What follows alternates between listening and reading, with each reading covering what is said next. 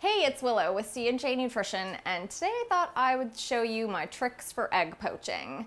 Mainly because I figured I can't be the only person that has had some really bad outcomes with their poached eggs. I have definitely had some just yolks come out of the pan before and the white was strewn everywhere, or I've just had like a big scrambled mess come out of the pan. And over the last couple of years, I've learned a couple of tricks that really helped me get, like almost restaurant looking poached eggs.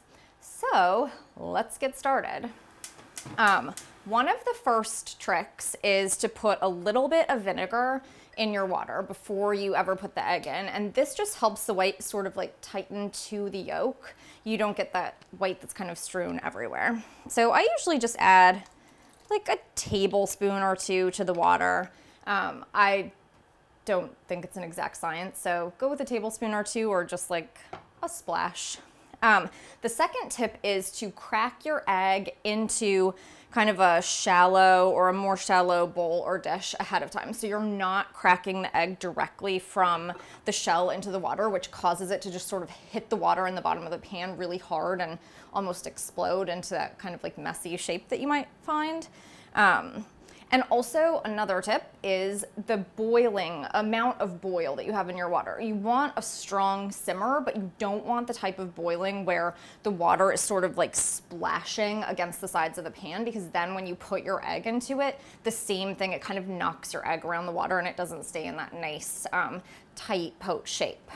You can actually do more than one egg at the same time, which is awesome, because if you're making breakfast for like 2 or 3 people, you can cook, 6 eggs at once. I would say in a saucepan this size, I would do maybe 3 max, because then they'll kind of start bumping into each other. But if you want to do more than that, you can use a large skillet that has deeper sides and poach in that.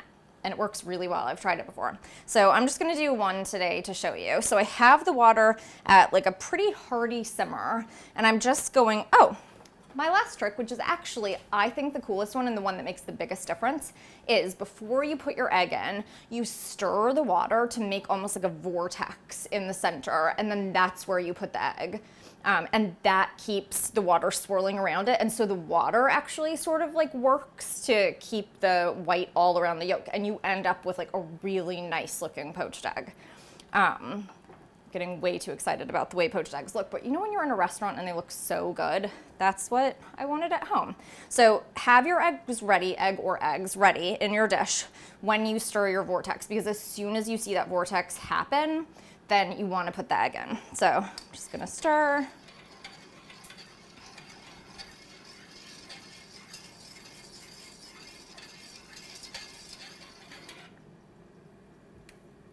And then you get pretty close to the surface of the water when you drop your egg in.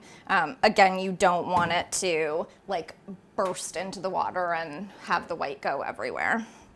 So if you like a really runny yolk, I would say check it at around 2 minutes. If you like sort of like a medium yolk where the white is completely firm, but the yolk still has a little bit of runniness to it, go 3 minutes. And if you like more of a solid yolk, I'd aim for 4. Those are just rough timing estimates. So my best advice for checking it is to get something that's slotted and to, like after 2 minutes, kind of check on it. When you lift it up, if you want the yolk to still be a little runny, lift it up and see, like if you see that the white is holding its form, but you can tell that there's still some give in the center with the yolk, then that's a pretty perfect poach, I think. If you want your yolk to be a little bit harder, then when you lift it up, you can definitely tell when the yolk is not really moving anymore.